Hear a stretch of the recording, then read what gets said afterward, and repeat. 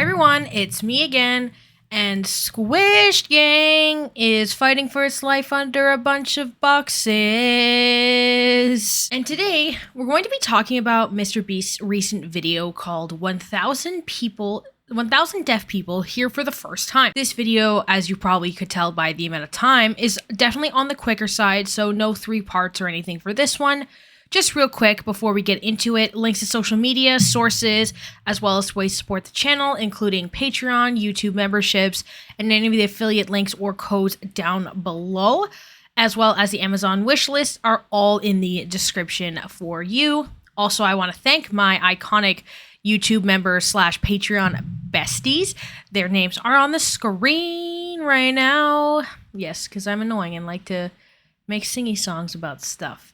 All right, with that all being said, let's get right into the news. I'm sorry I do that.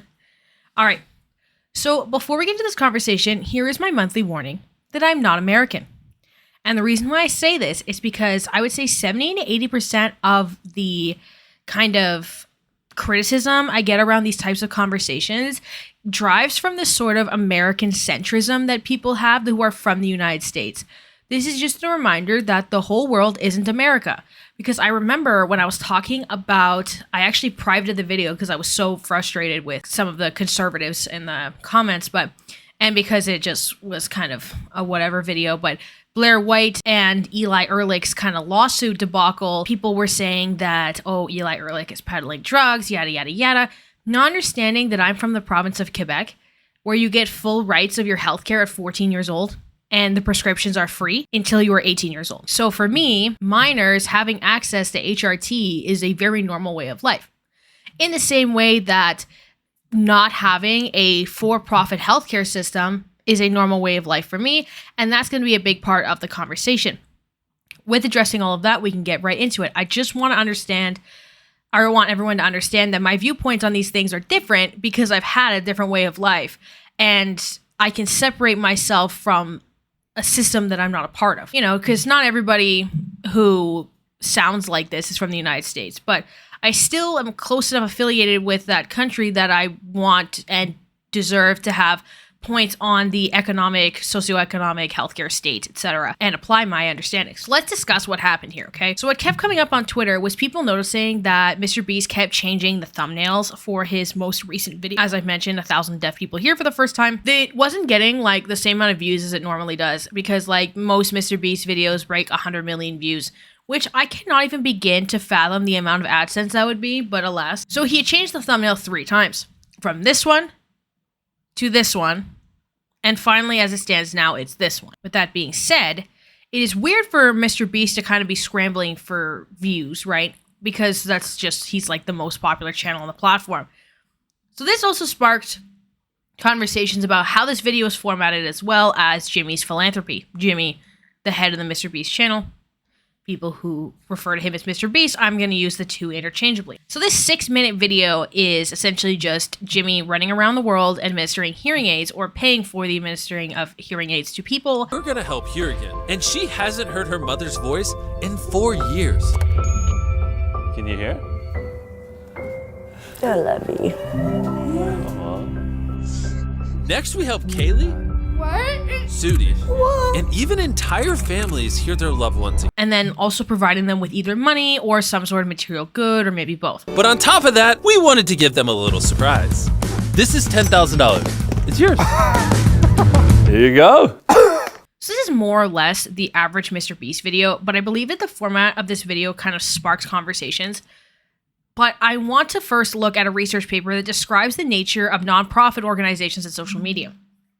I'm going to put the title of the paper below on screen.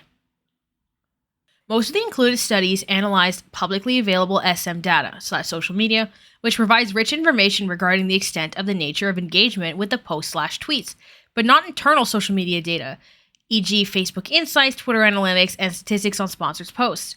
That might also show correlations between post reach, engagement, and target audience, as well as inform more practice of social media strategies.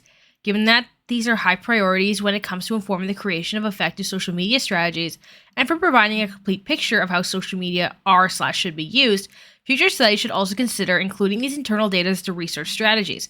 However, with acknowledging that it's not easy to obtain such data because organizations may consider these confidential.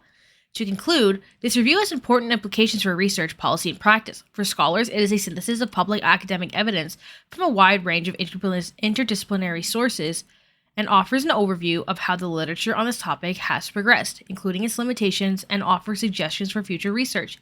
It is also one of the first studies that aims to organize the outcomes of using social media for fundraising, as well as NPOs, nonprofit organizations, approaches to fundraising via social media, and empirical testing of these is invited. For nonprofit organization leaders and managers, consultants, and policymakers, this review may help the understanding of the types of benefits they can obtain from using social media. It contains practical recommendations regarding effective strategies that could adopt depending on their objectives, such as management of social media for nonprofit organizations' fundraising or management of specific social media fundraising campaigns. Future fundraising campaigns can also learn from examples in this of potential challenges or even how to avoid undesired outcomes with the use of it for marketing. So the reason why I brought forward this was because I wanted to kind of demonstrate how few studies there are that exist. This is from 2019 from the International Journal of Business and Management, and this is one of the only papers that exists on this. And with that being said, it talks about the analytics and strategies not being present. Now, with YouTube philanthropy, you do get to see the reach that a video has, as in the view count, as well as kind of the public view with at least the like ratio to the amount of views. So YouTube does give a little bit more of that notion, and you can see via the Mr.Beast videos that there is a strong desire for some sort of philanthropy. While this is a different setup than the Mr.Beast channel, it is important to understand the process and the thoughts behind nonprofit organizations. Some like them, some don't. I know for me, I will never give money to a charity through Loblaws because Galen Weston can play Minecraft. So it really depends on the process that the individual has. I obviously do my own charitable work outside of that. Like, I just don't do it through these huge mass organizations for that reason. Now we swing back to Mr.Beast, right? And this idea comes as an extreme, given that there's also a profit model for Mr.Beast. He is not a non-profit organization, rather a profit organization of charity. This causes a deep-set moral dilemma in a lot of people because not only are there parts that are objectively good, such as people who would not have access to hearing devices gaining access to your hearing devices because Jimmy is giving them to them.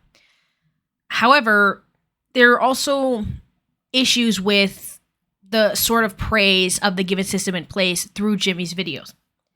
Because here's the thing. On one hand, he solves a problem, and he does so by promoting the problem as the solution. Essentially glamorizing a Band-Aid solution. In this, I mean that he is saying the problem is not the for-profit healthcare system. Rather, the problem is you just don't have enough money, and I can provide you with enough money. Now, capitalism as it functions does not have universal distribution of wealth, obviously. So by nature, not everyone can have enough money to live as Jimmy does, because that, by definition, would destroy the system because of how laborers function as a commodity, how society depends on time as revenue, all that kind of stuff. So we swing back again to the Canadian thing. So while Canada has free healthcare, and I'm doing free like this, vision, hearing, mental health, and prescriptions are typically not covered. Now, I am from Quebec. You know, the French one. And to my understanding, Quebec has the best provincial healthcare coverage in the country.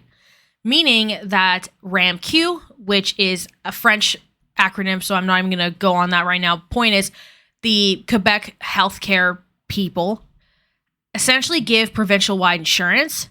And with that, there is a $89, the famous $89 deductible on prescriptions. That means that whatever you're getting in prescriptions is maximum $89 a month. Usually it's less. So even though I have medications that are worth far more than $89 a month, I only pay like 60 something.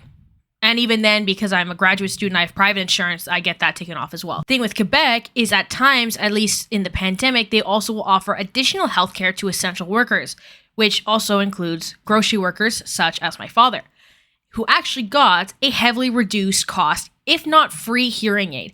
I can't remember if it was either free or it was like $100, as opposed to, 5, 6, 7, 8,000 plus, X cost, Y cost, whatever. This allows for access in a private manner, right? This is essentially a function of a mostly non-for-profit healthcare system. So my dad didn't have to dance around for a camera like some sort of circus monkey with the little cymbals in a video for someone who will make more money than they ever make in their lives. And I'm not saying this to degrade the people at all. What I'm saying is this sort of commodification of their disability for Jimmy's ultimate revenue. Because regardless of the philanthropy or not, he will make more money in that video than they will ever see in their entire lives on AdSense alone. 44 million views, that's upwards of 6 figures at least in simply AdSense revenue, right? And because Mr.Beast is promoted on the homepage of YouTube constantly, I would assume that he actually has a higher CPM rate, which means click-through ad revenue rate, than most normal channels have. So it's probably even upwards of maybe a couple million dollars. For the 44 million too, as opposed to his regular 200 million plus videos, 100 million plus. Because mind you, we could also discuss, the actual benefits that could be weighed if Jimmy's excess wealth, instead of going into these video projects that kind of work as a hug box type piece for him, went into the state. But then we would also have to go down the rabbit hole of discussing the United States mismanagement of tax funds and heavy forceful military presence, and which takes up a lot of the tax dollars. But that's beyond my kind of expertise, and I'm not going to get into that. What I'm saying is I'm describing the dilemma, right? And I'm being honest about the dilemma, because Mr.Beast presents this sort of dystopian nature in a lot of people. It's this dystopian vice created by capitalism, forcing those of lower income brackets to kind of dance for the crumbs of the rich. Sort of like if trickle-down economics had even an ounce of truth in it. And this issue comes in where I think not necessarily that Jimmy's the problem, but there's this deep ingrained hopelessness in the state of economics, healthcare, for-profit healthcare, and how it's not only our labor, time, and dedication, but also our right to life that's commodified. And I feel like people fixate on these short-term solutions as the good thing because there is no control over the system above. And even with the video, there seems to be this focus on material good. This sort of juxtaposition seems to double down on the idea that capitalism and consumption can have and be the key for happiness and health as long as you have gotten that amount of capital. Look at that! Listen, what do you say we go get some more toys? We're just gonna go to the toy aisle and you just go crazy, all right? It's Jimmy's money. I'm taking all his money. Yes. Oh, what's that? You like this, huh? You need more. Obi. This is my best day ever. Thank you, Mr. Beast. And to the, sort of simple ideology that if you just work hard, you'll have more money. That means if you work all your possible hours to eventually obtain revenue, potentially obtain some sort of kind of stock or business owning, then you can siphon the labor of other people for that profit. Now, that again brings forth other conversations. So is Jimmy necessarily a villain? I'm not sure, because he is perpetuating a system, but for the audience, for the type of content, he can't sit there and unpack the evils of capitalism to 12-year-olds that floss in English class. So it's kind of like this sort of debacle of, I think Jimmy just puts this mirror right up to your face, and that is why he is such a contentious figure, and that moral dilemma is forced upon you in just witnessing his content. Because it's like, why does this guy have to fix it? So he's taking on vast responsibility, but then he's sort of glamorizing it as this thumbnail, as this thing to watch while you're in your, while some are in their ivory towers. And I think that's what harms people, or what they feel like is the issue.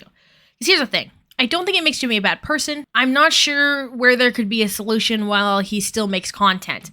Because the content by nature drives the solution. And I think that's the moral dilemma. To conclude, thank you for watching. all links, socials, sources, email to suggest longer form content and all that kind of stuff down below. Thank you again to the patrons and the YouTube besties. And I hope you guys have a great day, and I'll see you when I see you. Bye.